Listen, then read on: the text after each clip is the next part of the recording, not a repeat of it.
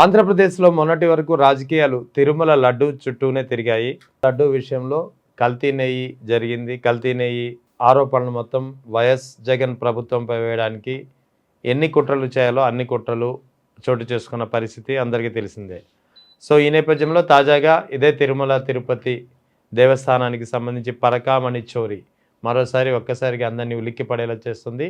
ఏకంగా ₹1,00,00,000 విలువైనటువంటి బంగారం చోరీ అయినా సరే అటు టీటీడీ చైర్మన్ కానీ, టీటీడీ పాలక మండలి సభ్యులు కానీ, ఇటు ప్రభుత్వం కానీ నోరెత్తలేకపోతున్నారు, ఏం స్పందించలేకపోతున్నారు. సో ఈ వివరాలపై మనతో మాట్లాడేందుకు వైఎస్ఆర్ కాంగ్రెస్ పార్టీ మహిళా నాయకురాలు కాకు ఉమా ఉన్నారు. నమస్తే మేడం. నమస్తే సార్. మేడం చెప్పండి, టీటీడీలో పరకామణి కేసు మళ్ళీ ఒకసారి తెరపైకి వచ్చింది. దాదాపు ₹1,00,00,000 విలువైనటువంటి బంగారం చోరీ అయిందని చెప్పి కంప్లైంట్ కూడా చేశారు.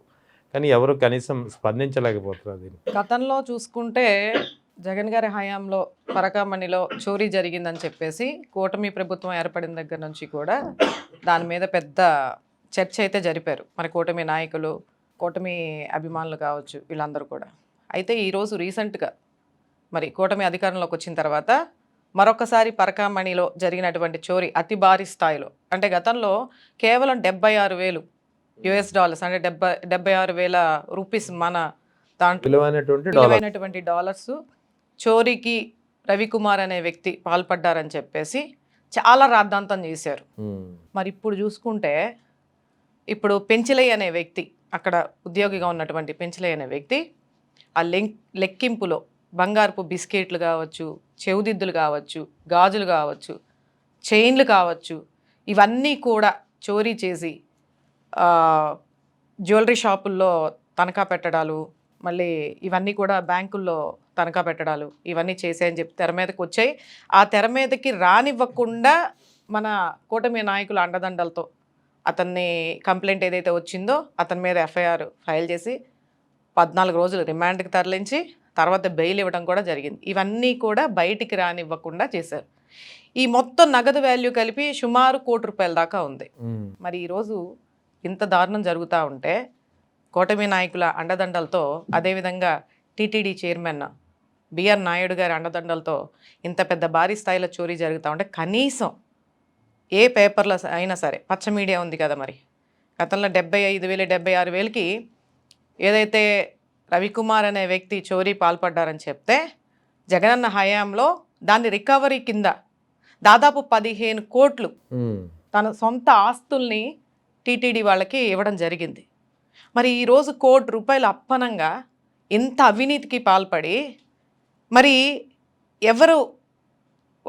ఎవరి యొక్క అండదండలు లేకుండా ఆయన ఆ విధంగా పాల్పడి ఉంటారా?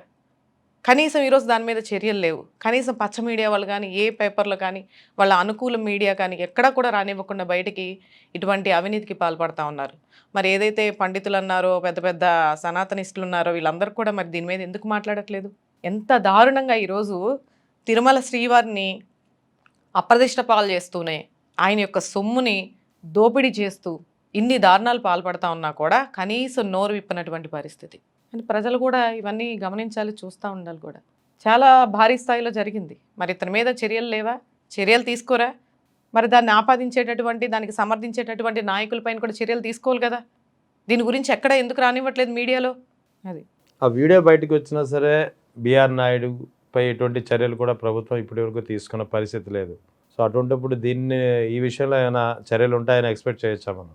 సార్, ఇప్పుడు టీటీడీని కూడా, అంటే స్వామివారి దేవస్థానాన్ని కూడా వాళ్ళు ఓన్ చేసుకున్న విధంగా వాళ్ళ సొంత మనిషిని తీసుకుని వెళ్ళి బిఆర్ నాయుడు అనే వ్యక్తిని, అసలు అనర్హుడైనటువంటి వ్యక్తిని తీసుకెళ్ళి అక్కడ చైర్మన్ పదవి ఇవ్వడమే ఒక దౌర్భాగ్యమైనటువంటి స్థితి, ఒక మహా పాపం, అపచారం కూడా. ఎందుకంటే ఆయనకి ఏ మాత్రం కూడా ఏ విధంగా చూసుకున్నా కూడా ఆయన అర్హుడు కాదు. ఎప్పుడైతే ఆయన్ని చైర్మన్గా వీళ్ళు నామినేట్ చేశారో అప్పటి నుంచే తిరుమల తిరుపతి దేవస్థానానికి మీరు చూసుకుంటే వరుస సంఘటనలు జరుగుతూనే ఉన్నాయి. తిరుమల తొక్కిసలాట్లో చనిపోవడం ఎన్నడూ లేని విధంగా, దేవుడి యొక్క దర్శనానికని వెళ్తే దేవుడి దగ్గరికే చేరుకున్నటువంటి పరిస్థితులు చూసాం. నెయ్యి కల్తీ అని చెప్పేసి దాన్ని అధికారంలోకి వచ్చిన దగ్గర నుంచి జంతువుల కొవ్వు కలిసిందని చెప్పారు. ఆ తర్వాత మళ్ళీ రిపోర్ట్లు, కేంద్ర స్థాయి రిపోర్ట్లు వచ్చిన తర్వాత మళ్ళీ దాన్ని రివర్స్ చేసి కెమికల్స్ కలిసాయని చెప్పారు, హార్పిక్ అని చెప్పారు. ఇలా రకరకాలుగా ఎపిసోడ్ల కింద వాళ్ళు ఏ విధంగా అప్రతిష్ట పాలు చేయాలో వెంకటేశ్వర స్వామి వారిని ఓన్ చేసుకున్నట్టు చేసుకొని ఈరోజు హిందూ ధర్మం సనాతన ధర్మం అని చెప్తూనే వాళ్ళు చేసేటటువంటి వికృతి చేష్టలు చూస్తూ ఉంటే ప్రజలు చీ అనిపిస్తూ ఉన్నది. మరి ఇంత దేవుడు సొమ్మును కూడా ఈరోజు అంత ధైర్యంగా దొంగలిస్తున్నారంటే మరి ఈ నాయకుల హస్తం లేకుండా వీళ్ళ యొక్క చొరవ లేకుండా వీళ్ళ యొక్క అండదండలు లేకుండా వీళ్ళ యొక్క తప్పు అనేది కూడా కప్పిపుచ్చుకునే విధానాలు అంటే ఎదుటి వాళ్ళు ఏది చేసినా చిన్నది జరిగిందన్నా సరే అతను దానికి పశ్చాత్తాపం కింద గతంలో 14 కోట్లు తన సొంత ఆస్తులు ఇచ్చారు, అయినా సరే దాన్ని పెద్ద రాద్ధాంతం చేసేసి రాష్ట్ర వ్యాప్తంగా అందరికీ తిరుమల తిరుపతి దేవస్థానంలో చోరీ జరిగింది, జగన్ గారు అండదండలతో చోరీ జరిగిందని 76,000 దాని విలువ. సరే రూపాయి అయినా 2 రూపాయలైనా స్వామివారి ఆస్తి కూడా చోరే దొంగ దొంగే కాదన్నట్ల. కానీ అక్కడ మీరు ఏదైతే చర్యలు తీసుకున్నారో అదే విధంగా ఈరోజు మీ అండదండలతో మీ ఉద్యోగి చేస్తున్నట్టు ఉంటే ₹1,00,00,000 విలువ చేసేటటువంటి బంగారపు సొమ్ముని ఈరోజు మీరు ఎందుకు బయటకు రానివ్వకుండా కప్పిపుచ్చుకునే ప్రయత్నాలు చేస్తూ ఉన్నారు? అంటే సీక్రెట్గా మీరే ఎఫ్ఐఆర్ ఫైల్ చేస్తారు, మీరే రిమాండ్కి తరలిచ్చేస్తారు, మళ్ళీ మీరే బెయిల్ ఇచ్చేసి ఇప్పుడు ప్రశాంతంగా బయట తిరుగుతూ ఉన్నాడు. మరి ₹1,00,00,000 చేసిన వాళ్ళకి ఎటువంటి శిక్ష వేయాలి సార్? ఎందుకు బయట మీడియాలోకి ఎందుకు రానివ్వట్లేదు? ఈరోజు దానికి ఆధారాలతో సహా ఈరోజు మా పార్టీ వారు బయటికి తీసుకొచ్చి ఇలా ప్రజల ముందు చూపెడతా ఉంటే కనీసం కిక్కురుమని కూడా అక్కడ నుంచి ఏమాత్రం కూడా స్పందన లేకుండా ఈరోజు అనిపిస్తూ ఉన్నారు. ఖచ్చితంగా దీన్ని ప్రజలు గమనించి ఏ విధమైనటువంటి ఈరోజు పాపాలకి ఈ కూటమి నాయకులు వడికడతా ఉన్నారనేది ప్రతి ఒక్కరు కూడా గమనించాలి. ఎందుకంటే అధికారం వీళ్ళ చేతిలో ఉంది, లా అండ్ ఆర్డర్ వీళ్ళ చేతిలో ఉంది, టీటీడీని కూడా చివరికి ఓన్ చేసేసుకున్నారు. అక్కడ ఎన్ని పాపాలు చేసినా ఏం చేసినా వాళ్ళకు వాళ్ళే మళ్ళీ సమర్థించుకుంటా ప్రజల్లోకి రానివ్వకుండా జాగ్రత్త పడతా ఉన్నారు. మరి ఇవన్నీ కూడా గమనించాల్సింది ముఖ్యంగా ప్రజలే. అదే ఇక్కడ వీళ్ళు కంప్లైంట్ ఇచ్చింది ₹1,00,00,000 విలువ అని చెప్పి, నిజంగా కంప్లైంట్లో వీళ్ళు చూపించినంతగానే చోరీ అయిందంటారా, లేకపోతే ఇంకా ఎక్కువ అయ్యి ఉండే అవకాశం ఏమైనా ఉందంటారా? సార్ సాక్ష్యాధారాలతో సహా ఉంది అక్కడ. ఏది మేము ఆధారాలు లేని ఆరోపణలతో మేము ఎప్పుడు ముందుకు రాలేదు. మా వైఎస్ఆర్ కాంగ్రెస్ పార్టీ నాయకులు కానీ జగన్మోహన్ రెడ్డి గారు కానీ ప్రతి ఒక్కరు కూడా సాక్ష్యాధారాలతో సహా ఈరోజు మీడియా ముందుకు వచ్చి అక్కడ ఏమేమి చోరీ జరిగినాయి, ఎన్ని గ్రాములతో సహా 157 గ్రాములు సిల్వర్, అలాగే 547 గ్రాముల వరకు బంగారం. దాంట్లో ఏ ఐటమ్స్ గోల్డ్ బిస్కెట్లు, హాఫ్ గోల్డ్ బిస్కెట్లు, చైన్లు, గాజులు, దిద్దులు, నాణ్యాలు, ఇవన్నీ ప్రతి ఐటమ్ ఎన్నెన్ని గ్రాములు ఉన్నాయనేది ప్రతి డేటాతో సహా ఆధారాలతో సహా ఈరోజు మీడియా ముందుకు తీసుకురావడం జరిగింది. దీనికి సమాధానం చెప్పండి దమ్ముంటే. మేము చేయలేదని చెప్పేసి చెప్పమనండి. ఆ పెంచిలే అనే వ్యక్తి దొంగతనం చేయలేదు అనేది నిరూపించమని చెప్పండి. ఎవరి సొమ్ము సార్ ఇది? అంటే ఎవరి హస్తం ఉందనుకుంటున్నారు మీరు? ఖచ్చితంగా మరి చైర్మన్ గారి దృష్టికి వెళ్లకుండానే ఉంటాయి అవన్నీను. అక్కడ ఉన్నటువంటి నాయకులు అక్కడ ఉన్నటువంటి సిబ్బందికి తెలియకుండానే ఉంటుందా? అధికారులకు తెలియకుండానే ఉంటుందా సార్? తెలిస్తేనే కదా, కంప్లైంట్ ఇస్తేనే, సహచర ఉద్యోగి కంప్లైంట్ ఇస్తేనే అధికారులు స్పందించి పోలీస్ కంప్లైంట్ ఇచ్చి అతనిపైన ఎఫ్ఐఆర్ కట్టి 14 రోజులు రిమాండ్కి వెళ్ళి మళ్ళీ బెయిల్ తీసుకుని వచ్చారంటే వాళ్ళకి తెలియకుండానే జరిగిందా? కాకపోతే ప్రజల్లోకి తీసుకురానివ్వకుండా ఎదుటి వాళ్ళది గోరంత దాన్ని కొండంత చేసి మీడియాని జాకీలేసి మరి లేపి దోషి అని చెప్పేసి ముద్రేసి అల్లకొల్లలం చేస్తారు. ఈరోజు ఇంత నేరం మీరు పాల్పడతా ఉంటే, ఇంత అవినీతికి పాల్పడతా ఉంటే కనీసం మీ మీడియాలో ఎక్కడ కూడా లేదే. దాని గురించి ఇన్ని రోజులు జరిగినా కూడా, దొంగతనం జరిగి ఇన్ని రోజులు అయినా సరే బెయిల్ వచ్చేసి బయట తిరుగుతున్నాడంటే మీరు కనీసం దాని గురించి ఎందుకు మాట్లాడలేదు? ఎందుకు బయటికి తీసుకురాలేదు? అంటే ప్రజల్ని పిచ్చోళ్ళు చేద్దామనా, ప్రజల్ని మభ్య పెడదామనా? కానీ సాక్ష్యాధారాలతో సహా ఈరోజు మా పార్టీ వారు మేము బయటికి తీసుకొచ్చాము. దీనికి మీకు దమ్ము ధైర్యం ఉంటే ఖచ్చితంగా దీని మీద మీరు స్పందించాలనేది ఈ కూటమి నాయకులు నేను ప్రశ్నిస్తాను. ఇక రెండవది, ఈ గత కొద్ది రోజులుగా తీసుకుంటే ముఖ్యంగా తిరుమల ఇష్యూ చుట్టూ జరుగుతున్నటువంటి పరిణామాలని ఒక్కసారిగా విశ్లేషిస్తే, కాబట్టి ఆయన ఒక హిందూ వ్యతిరేకగా చిత్రీకరించే ప్రయత్నంలో భాగంగానే ఇదంతా జరుగుతోందనేది చాలామంది చెబుతున్నటువంటి మాట. అయితే వాస్తవానికి అసలు హిందూ ద్రోహి ఎవరు అంటే మీరేం చెప్తారు? హిందూ ద్రోహి అనేవాళ్ళు ఇప్పుడు ఎవరైతే పెద్ద మనుషులుగా మాట్లాడుతూ ఉన్నారో వాళ్ళందరూ కూడా హిందూ ద్రోహులే. కాదని చెప్పండి, వాళ్ళ గుండెల మీద చేసుకుని చెప్పండి. ఎన్నో ఆధారాలు ఉన్నాయి ప్రతి ఒక్కరు కూడా. ఇప్పుడు ఎవరైతే జగన్మోహన్ రెడ్డి గారు ఒక క్రిస్టియన్ కింద అండకట్టేద్దామని చెప్పేసి మాట్లాడుతూ ఉన్నారో ఈ పెద్ద పెద్ద నాయకులు, సోకాల్డ్ చంద్రబాబు నాయుడు గారు, గతంలో ఆయన ఏం మాట్లాడారు, చర్చిలకు వెళ్ళి ఏం మాట్లాడారు, క్రిస్మస్ సెలబ్రేషన్స్లో ఏం మాట్లాడారు, సువార్త సభల్లో ఏం మాట్లాడారు, ప్రజలందరూ చూస్తాం లేదా? ఎన్ని వీడియోస్ ఉన్నాయి ఆయన మాట్లాడినటువంటి 7 కొండలు అనే జీవోని గతంలో రాజశేఖర్ రెడ్డి గారు తీసుకొచ్చినటువంటి జీవోని 2 కొండలు కాదు 7 కొండలు అని చెప్పేసి ఆయన తీసుకొస్తే 746ని కాదు రద్దు చేస్తానని చెప్పేసి వాగ్దానం ఇచ్చినటువంటి పెద్ద మనిషి ఈ చంద్రబాబు నాయుడు గారు. అదొకటే కాదు బైబిల్ అన్యమత ప్రచారం, తిరుమల అన్యమత ప్రచారాన్ని మనం నిషిద్ధం చేద్దామని చెప్పేసి రాజశేఖర్ రెడ్డి గారు చెప్తే దాన్ని కూడా నేను అధికారంలోకి వచ్చిన తర్వాత చేస్తానని చెప్పేసి మాట్లాడినటువంటి వ్యక్తి చంద్రబాబు నాయుడు గారు. ఎవరండి ఈరోజు హిందూ అని చెప్పేసి ఎవరు? కాళ్ళకి బూట్లు వేసుకొని చెప్పులు వేసుకుని ఆయన వీడియోలు ప్రతి చూడండి. ఏ పూజా కార్యక్రమాలకు వెళ్ళినా సరే, ఏ హోమాలకు వెళ్ళినా, ఏ శంకుస్థాపాలకు వెళ్ళినా, ఏ దేవుడి ప్రతిమలు పట్టుకున్నా సరే కాళ్ళకి షూ చెప్పులు వేసుకొని మటి ఖచ్చితంగా ఉంటారు.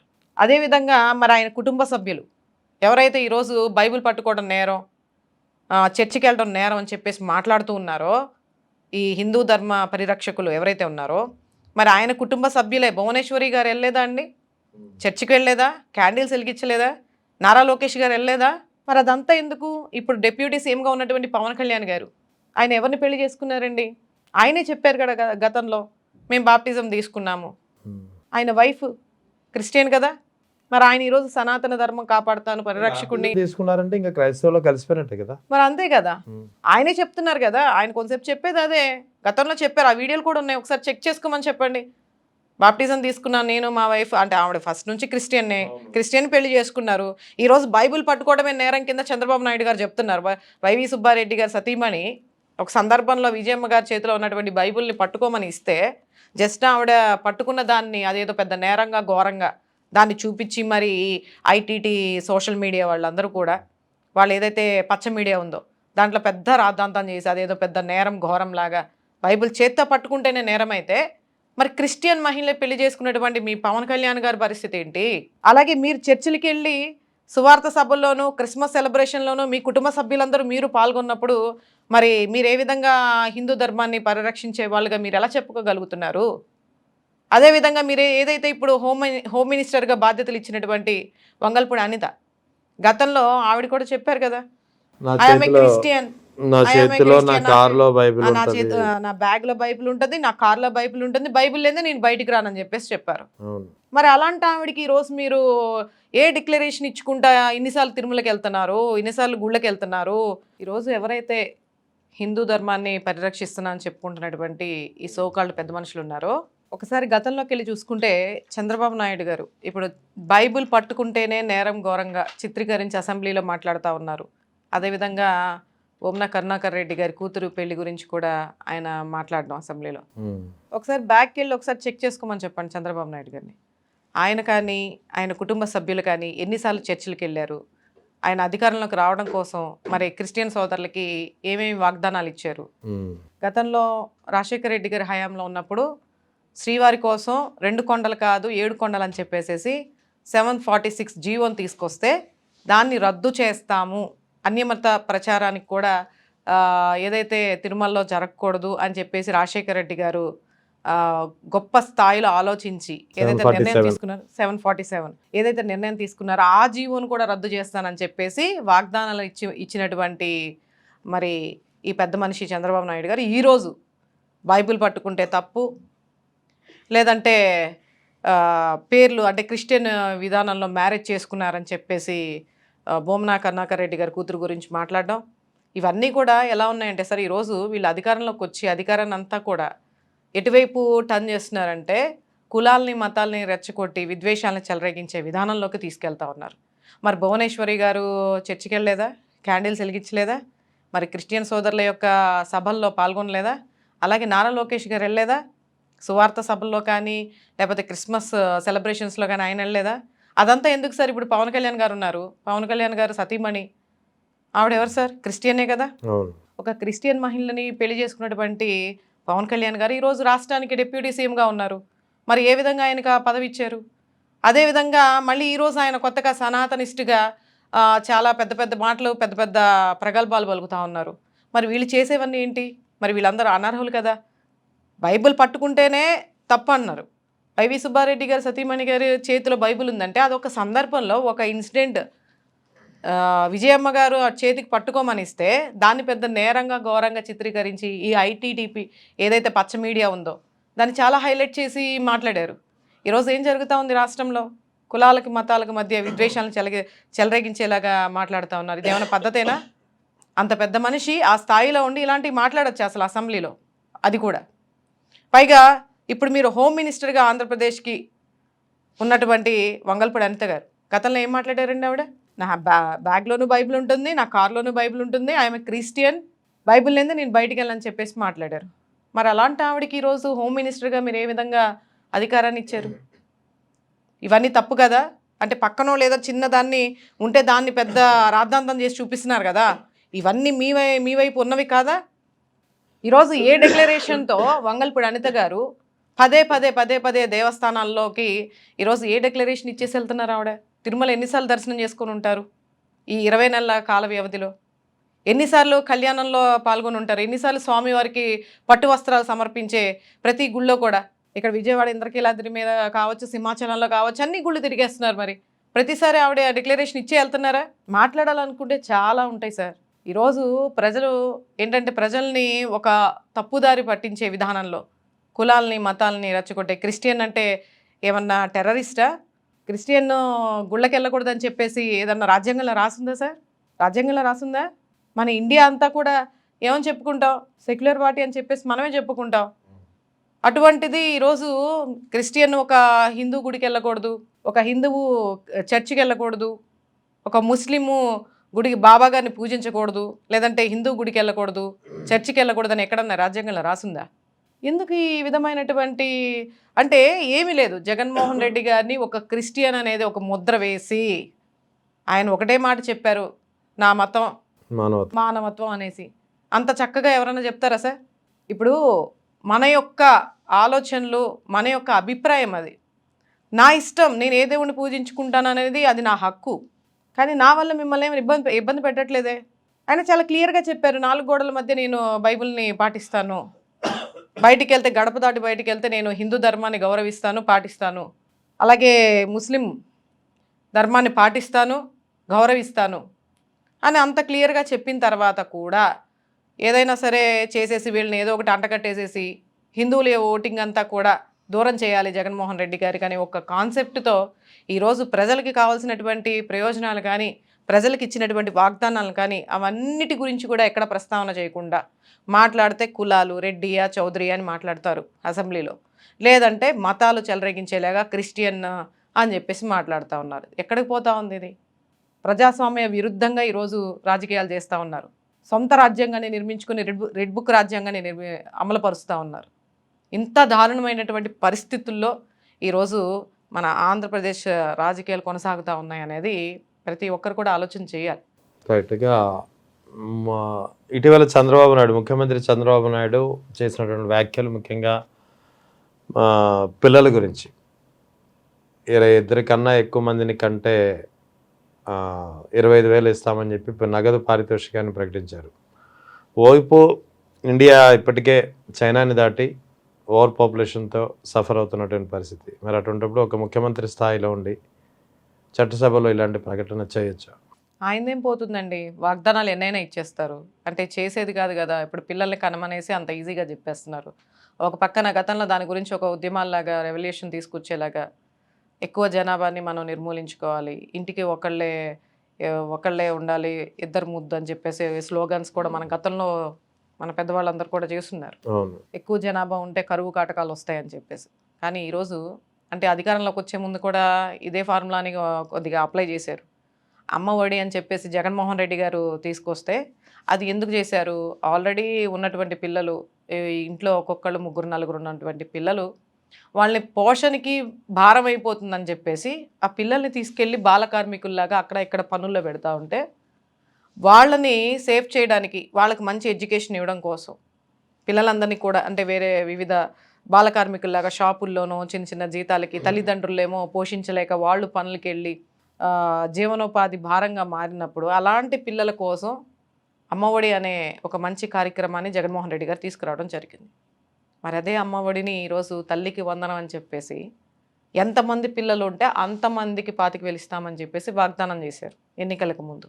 అంటే మీ ఇంట్లో ముగ్గురున్నారా, నలుగురున్నారా, 10 మంది ఉన్నా 10 మందికి 10, 25,000 ఇస్తామని చెప్పేసి ప్రతి ఒక్క ఈ కూటమి నాయకులు ప్రతి ఒక్కరు కూడా వాగ్దానం చేశారు. మరి ఇప్పటికీ అది ఇంకా సక్రమంగా ఏదైతే వాగ్దానం చేశారో అవన్నీ ఇంప్లిమెంట్ అయిందో లేదో కూడా ఎవరికి క్లారిటీ లేదు. ఒకవేళ ఉన్నా కూడా ఎక్కడికక్కడ కట్ చేసి, అంటే ఇప్పుడు సపోజ్ అర్హులైనటువంటి 60 లక్షలు కోటి మంది ఉన్నారనుకోండి, అందులో కోతలు కోసి కట్ చేసేసి అందులో కూడా మళ్ళీ నలుగురు ఉంటే నలుగురికి ఇవ్వకుండా మరి ఎంతమందికి వచ్చాయనేది ఒకసారి లబ్ధిదారులు ఎవరైతే ఉన్నారో వాళ్ళు చెక్ చేసుకోవాలి. అవే హామీలు సరిగా నెరవేర్చలే.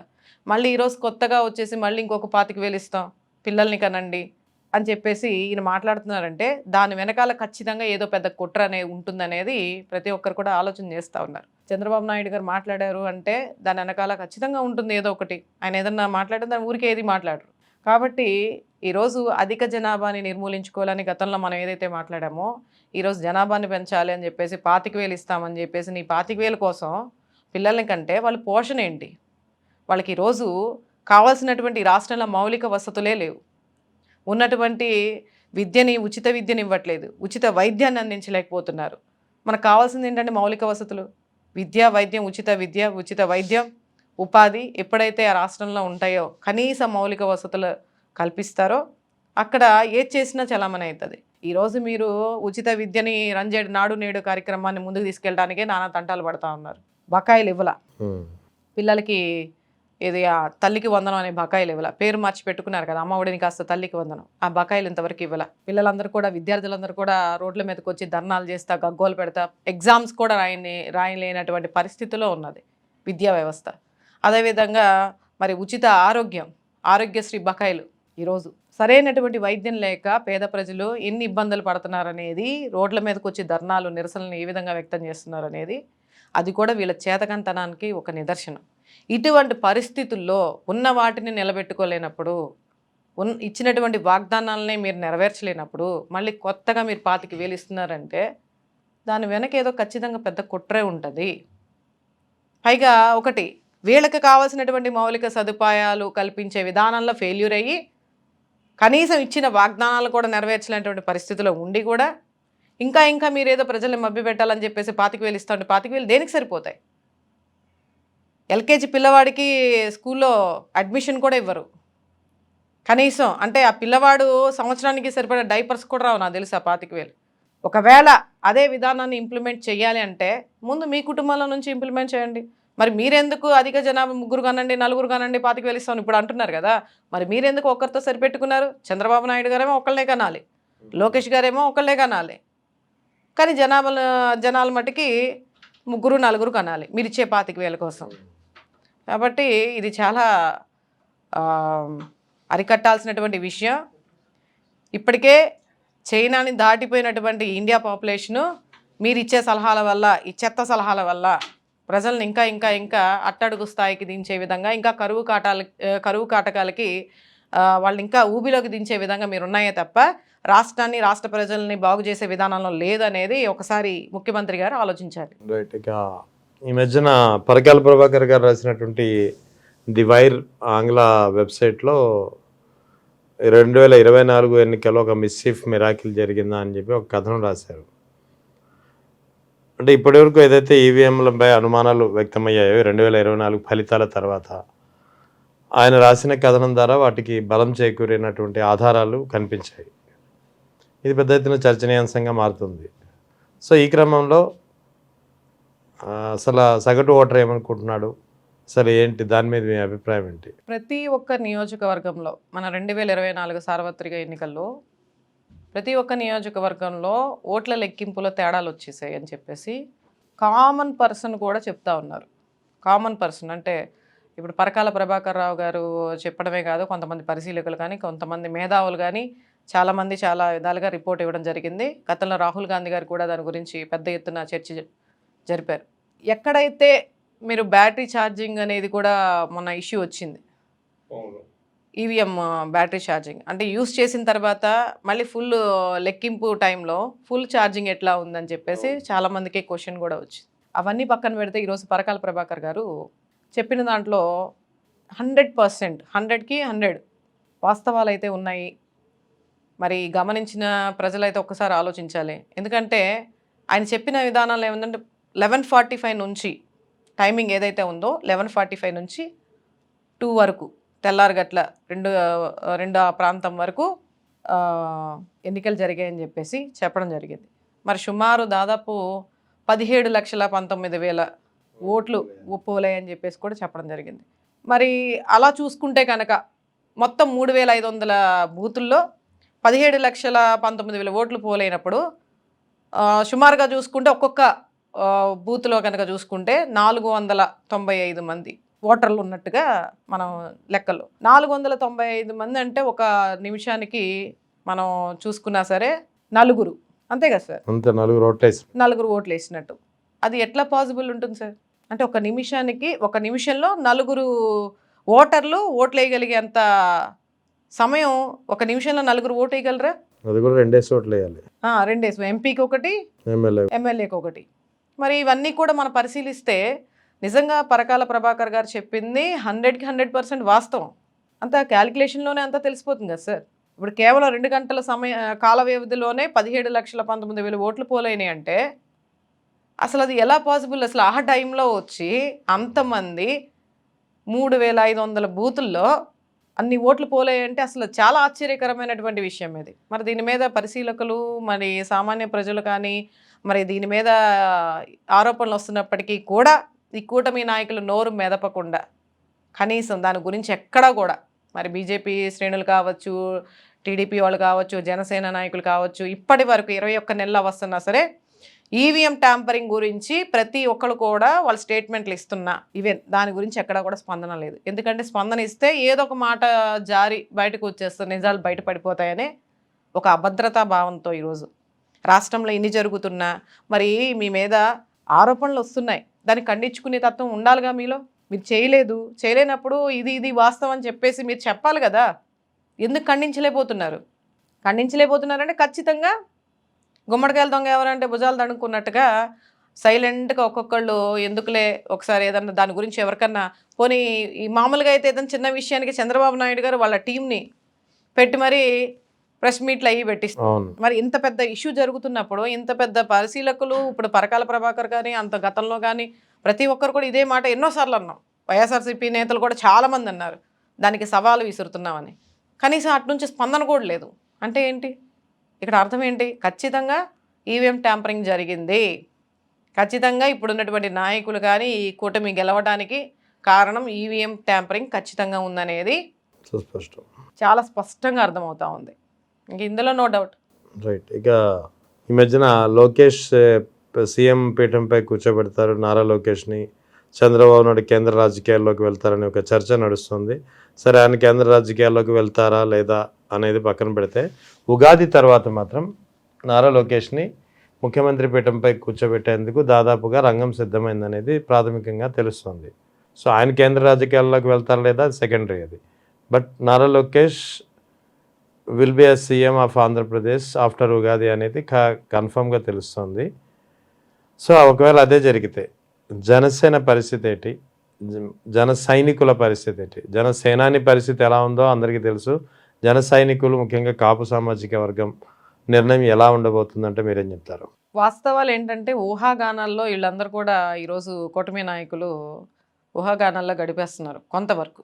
ఎందుకంటే చంద్రబాబు నాయుడు గారు సెంట్రల్కి వెళ్ళి ఉద్ధరిస్తారన్నది విషయం పక్కన పెడితే ఈ రాష్ట్రంలో ఆంధ్ర రాష్ట్రంలో రాజకీయాలు కనుక చూసుకుంటే నెక్స్ట్ కాబోయే సీఎం నారా లోకేష్ అని చెప్పేసి వీళ్ళే ప్రచారం చేసుకుంటా ఉన్నారు. అంటే ప్రచారం అంటే లోపల ఏ విధమైనటువంటి నిర్ణయాలు లేకుండా బయటకు రాదనుకోండి బహుశా. అయితే పవన్ కళ్యాణ్ గారు మటుకి నేను 20 సంవత్సరాలు వీళ్ళతో కలిసే ఉంటాను అనే అదే మాట మీద ఆయన స్టిక్ ఆన్ అయి ఉన్నారు. ఎందుకంటే ఆయన పద్ధతి వైఖరి అధికారంలోకి వచ్చిన దగ్గర నుంచి చూస్తున్నాం ఆయన ఏ విధంగా మౌనవ్రతాన్ని పాటిస్తున్నారు, దేని మీద స్పందించకుండా. గతంలో చాలా స్పందించినటువంటి వ్యక్తి ఈరోజు మరి అధికారంలోకి వచ్చిన తర్వాత స్పందన లేకుండా సైలెంట్గా ఉన్నారంటే కారణం ఏంటనేది మరి అందరికీ తెలిసిన విషయమే. కాబట్టి ఆయన ఒప్పుకోకపోయినా మోస్ట్లీ నాకు తెలిసి ఆయన ఒప్పుకుంటారులేండి. ఎందుకంటే లోకేష్ గారిని సీఎం చేయాలని ఆయనకు కూడా తెలిసే ఉంటుంది. అయినప్పటికీ కూడా మరి జనసేన పార్టీలో ఉన్నటువంటి వీర మహిళలు కానీ జన సైనికులు కానీ మరి ఆ నిర్ణయానికి కట్టుబడే పరిస్థితి అయితే లేదనిపిస్తూ ఉంది. ఎందుకంటే కాపు ఓటింగ్ అని చెప్పేసి ప్రతి ఒక్కరు కూడా ఈరోజు దానికి వ్యతిరేకత వచ్చి 20 సంవత్సరాలు మేము బానిసలుగా ఉండాలా అనే విధానంలోకి వాళ్ళ యొక్క ఆలోచనలు వెళ్తూ ఉన్నాయి. వాళ్ళ పార్టీలో ఉన్నటువంటి నాయకులే వాళ్ళే స్పష్టంగా వాళ్ళే స్వయాన వాళ్ళే చెప్పడం కూడా జరిగింది కొన్ని ప్రెస్ మీట్లో. కొంతమంది నచ్చక కూడా ఆ పార్టీ నుంచి పక్కకు వచ్చేయడం కూడా చూస్తూ ఉన్నాం. కాబట్టి ఇవన్నీ కూడా మరి ఏం జరుగుతుందో చూడాలి. ఎందుకంటే పవన్ కళ్యాణ్ గారు అయితే ఆల్మోస్ట్ ఆయన 15 ఇయర్స్ 20 ఇయర్స్ అని కమిట్ అయిపోయారు. మరి వీళ్ళైతే ఆ నిర్ణయాన్ని తీసుకునే ఆలోచనలో లేరనేది నా యొక్క ఉద్దేశం. సరే, ఇక ఓవరాల్గా రాష్ట్రంలో కూటమి పాలన ఎలా ఉంది అంటే మీరేం చెప్తారు? కూటమి పాలన చూస్తున్నాం కదా, రాష్ట్ర వ్యాప్తంగా అంటే ప్రపంచవ్యాప్తంగా మన భారతదేశంలో అన్ని రాష్ట్రాల్లో కూడా భారత రాజ్యాంగాన్ని అనుసరించి పాలన చేస్తూ ఉంటే ఈ ఒక్క ఆంధ్రప్రదేశ్లో మటుకి రెడ్ బుక్ రాజ్యాంగాన్ని అమలుపరుస్తూ ఉన్నారు. అందులో ప్రత్యేకించి చెప్పేదేమీ లేదు. మరి రెడ్ బుక్ రాజ్యాంగం ఏ విధంగా ఉందనేది మనం 21 నెలల నుంచి కూడా మనం చూస్తూనే ఉన్నాం. దాడులు చేస్తారు, నడి రోడ్డు మీద నరికేస్తారు, వీళ్ళకి పడని వాళ్ళ పైన కేసులు పెడతారు. ముఖ్యంగా వైఎస్ఆర్సీపీ పార్టీని పార్టీ శ్రేణుల్ని భూస్థాపితం చేయడం కోసం జగన్మోహన్ రెడ్డి గారిని ఇంకా ఆ పార్టీని లేకుండా చేయాలని ఎన్నో ఎత్తుల మీద ఎత్తులు వేసుకుంటూ కేవలం ప్రతీకార చర్యల కోసం ఈ రెడ్ బుక్ రాజ్యాంగాన్ని నిర్మించుకొని దాన్ని అనుసరిస్తూ ఈరోజు రాష్ట్ర ప్రజలకు ఇచ్చినటువంటి హామీలు కానీ, ఈ రాష్ట్ర అభివృద్ధి కానీ, ఈ రాష్ట్ర ప్రయోజనాలను కానీ లెక్క చేయకుండా, వాటి గురించి ఆలోచన చేయకుండా కేవలం వీళ్ళ కక్షపూరిత రాజకీయాలని మాత్రమే నిర్వర్తించుకుంటా ఒక పక్కన మీరు చూస్తూనే ఉన్నారు. రాష్ట్రంలో మరి ప్రజలకు ఇచ్చినటువంటి హామీలు నిరుద్యోగ భృతి కానీ, మహిళలకు ఇవ్వాల్సినటువంటి ఏదైతే 1500 నెలల అది కానీ ఏది కూడా ఇంప్లిమెంట్ చేయకుండా బీసీలకు ఇస్తానటువంటి అది కానీ, ఉద్యోగాలు కానీ 20 లక్షల ఉద్యోగాలు కానీ ఇవేమీ కూడా అమలుపరచకుండా కేవలం కులాలు మతాల గురించి రాజకీయాలు చేస్తా, అలాగే గతంలో ఉన్నటువంటి మాజీ ఎంపీల మీద మాజీ మినిస్టర్స్ మీద కేసులు పెట్టి రాష్ట్ర వ్యాప్తంగా వాళ్ళని ఇబ్బంది పెడతా, ఒక్కొక్కరి మీద 30-40 కేసులు పెట్టి రాష్ట్ర వ్యాప్తంగా తిప్పుతా వాళ్ళ యొక్క పైశాచికమైనటువంటి ఆనందాన్ని పొందడానికి మాత్రమే ఈరోజు అధికారంలోకి వచ్చినట్టు తెలుస్తూ ఉంది. చూస్తూనే ఉన్న ఎన్నో సంఘటనలు జరిగాయి ఈ 21 నెలల్లో. మరి ఉచిత మెడికల్ కాలేజ్, ఉచిత విద్యను అందించాలి, వైద్యాన్ని అందించాలని చెప్పేసి ఎక్కడ కూడా దాన్ని కూడా ప్రజలకు అందుబాటులోకి తీసుకురాకుండా ఎక్కడ చూసినా సరే ఈరోజు ప్రైవేటీకరణ అని చెప్పేసి కోట్లల్లో ఉండే భూముల్ని కూడా అప్పనంగా 99 పైసలకి అంటకట్టే ప్రయత్నాలు చేస్తూ ఉన్నారు. వాళ్ళు సొంత వ్యాపారాలు చేసుకోవడానికి, రియల్ ఎస్టేట్ వ్యాపారాలు చేసుకోవడం కోసం అమరావతి అనే పేరుని అడ్డం పెట్టుకొని ఈరోజు ప్రజల సొమ్ముని, ప్రజలు పన్ను రూపంలో చెల్లించేటటువంటి సొమ్ముని అంతా కూడా వాళ్ళ జేబుల్లోకి నింపుకునే విధంగా అమరావతి అనే ఒక పేరుతో ఈరోజు నీళ్లు తోడడానికో, చెట్లను నరకడానికో, పిచ్చి చెట్లను నరకడానికో కోట్లు వెచ్చిస్తూ ఉన్నారు. మీరు చూస్తూనే ఉన్నారు కదా. మరి 21 నెలలో ఆంధ్ర రాష్ట్ర అప్పు ఎక్కడికి చేరింది? 3,50,000 కోట్లు మరి అప్పు చేయడం జరిగింది. మరి ఈ 3,50,000 కోట్లు ఎవరెవరికి ఇచ్చారు? దేనికి ఉపయోగించారు? ఏ సంక్షేమ పథకాన్ని ఉపయోగించారు? ఎన్ని మెడికల్ కాలేజీలు కట్టించారు? ప్రజలకి మీరు ఇచ్చిన హామీలు ఏవైతే ఉన్నాయో అవన్నీ ఎంతవరకు మీరు ఫుల్ఫిల్ చేశారనేది ఎక్కడ కూడా క్లారిటీ లేదు. అదేమన్నా అంటే గుంటూరు ఆవకాయ, విజయవాడ వంకాయ అనుకుంటా ఉత్సవాలు చేసుకుంటా, విశాఖ ఉత్సవం, అలాగే విజయవాడ ఉత్సవం, గుంటూరు ఆవకాయి, యోగాంధ్ర, ఇలాంటి వాటికి వీళ్ళ యొక్క సెలబ్రేషన్స్కి ఒక పక్కన ఆట పాట చిందు అని చెప్పేసి వీళ్ళేదో కష్టపడిపోయి ప్రజల కోసం నిరంతరం శ్రమిస్తున్నట్టుగా ఈ నాయకులందరూ కలిసి చూస్తున్నాం కదా ఏ విధంగా పార్టిసిపేట్ చేస్తున్నారో వాళ్ళు ఒక పక్కన రాష్ట్రంలో ఆడపిల్లలపైన దాడులు జరుగుతున్న, ఆడపిల్లల్ని కిరాతకంగా హత్య చేసి చంపేస్తూ ఉన్న హోమ్ మినిస్టర్ గారు స్పందించరు. ఆవిడేంటంటే ఒక పక్కన ఆట పాట, డ్యాన్స్ వేయడం, యాంకరింగ్లు చేయడాలు, ప్రమోషన్స్ చేయడాలు, పాటలు పాడడం ఎంజాయ్ చేస్తూ ఉన్నారు. అధికారాన్ని ఎంజాయ్ చేస్తూ ఉన్నారు.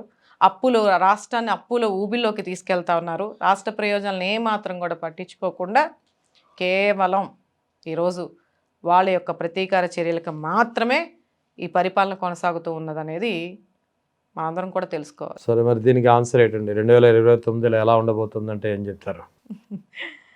2029 ఇంకా ఉంది కదా సార్, ఇంకా టైం ఉంది కదా, చూస్తారు. అంటే మళ్ళీ ఇప్పుడు నేను ఏదైనా చెప్పాను అనుకోండి, ఇది మళ్ళీ డైలాగు, సినిమా డైలాగ్ మనం నార్మల్గా చెప్పినా కూడా అదొక పెద్ద రాద్ధాంతం, మళ్ళీ లేనిపోతుంది ఎందుకు వచ్చిన కదా. కాబట్టి ఖచ్చితంగా ప్రజల సమాధానం బుద్ధి చెప్తారు. ఎందుకంటే ప్రతి ఒక్కళ్ళు కూడా ఎంతో ఆశగా జగన్మోహన్ రెడ్డి గారిని మించి అంటే మేము పులిహార పెడితే బిర్యానీ వస్తుందేమో అని ఆశపడి ప్రజలు ఇంకా ఆశపడ్డారు. ఈరోజు కనీసం మంచినీళ్ళకి కూడా దిక్కులేనటువంటి పరిస్థితులు ఈరోజు ఉంది. కాబట్టి ప్రజలే సమాధానం చెప్తారు. దానికి ఇంకా టైం వేచి ఉంది కాబట్టి ఈ మంచి అవకాశాన్ని ఇప్పటికైనా కూటమి నాయకులు ఉపయోగించుకుంటే బాగుంటుంది. లేదనుకోండి ఓటు అనే హక్కుతో రాబోయే రోజుల్లో ఖచ్చితంగా బుద్ధి చెప్పే అవకాశం అయితే ఉంటుంది. మా పార్టీ తరపు నుంచి అయితే మాత్రం వాళ్ళు ప్రతిపక్ష హోదా ఇచ్చినా ఇవ్వకున్నా ప్రజల పక్షాన నిలబడి మిమ్మల్ని ప్రశ్నిస్తూనే ఉంటాం. ప్రజల గొంతుకై మీరు చేసేటటువంటి అన్యాయాల్ని అవినీతిని ఖచ్చితంగా ఎండగట్టి ప్రజల్లోకి తీసుకెళ్లే ప్రయత్నం చేస్తాం. ప్రజల తరపున ఉండే నాయకుడే మా జగన్మోహన్ రెడ్డి గారు. Right, thank you.